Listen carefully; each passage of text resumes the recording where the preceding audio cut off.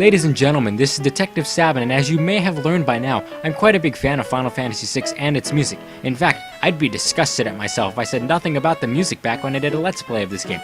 So you can probably imagine my shock when I learned that a fan-made remix album of this game was released to ocremix.org. Naturally, I downloaded it, heavily anticipating listening to it. Now, my last encounter with an OC Remix album was one for Final Fantasy IV, back when that album launched. I downloaded and listened to it, expecting nothing more than a cover album, kinda like what I had heard in Square Enix's Dissidia albums. This was not what I ended up hearing, and unfortunately I didn't listen to it for much longer.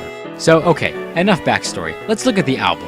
What a fantastic piece of artwork! It perfectly summarizes the key moment of Final Fantasy VI, the floating continent. The album artwork is even offered as a wallpaper in the download. This album is split up into 5 discs, most likely to accommodate for the physical copies of this album that were produced. The first 3 discs make up the first half of the game, and a nice introduction to the second half, which is fulfilled by the rest of the 4th disc. The song's ordering is not quite what I expected, but that's mainly due to me being used to both Uematsu's original sound version and my personal way of playing through the game. This is mainly noticeable during the 4th disc, as Gogo and Umaro's themes are sprinkled more randomly between more serious tracks. This is, of course, a very minor complaint, and even so, more of a personal one at that. There's no point in reviewing an album if you don't discuss the music. Thankfully, Balanced Ruin offers a wide range of genres, from classical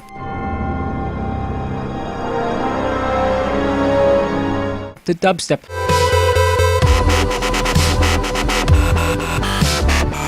to heavy metal.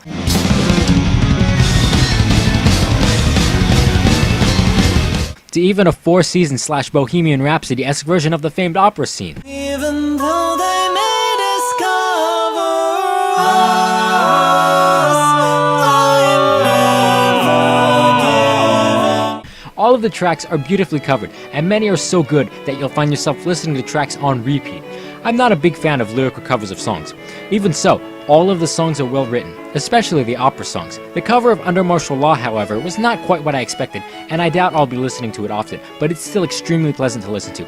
Some of my personal favorites include Now Is the Winter, a jazzy cover of Narsh, The Impresario, the aforementioned Four Seasons-esque cover of the opera, The Ending Suite, a lovely, if slightly fast-paced, arrangement of Balance is Restored, and There's Nothing Like Flying, a wonderful cover of The Blackjack that moved me to tears.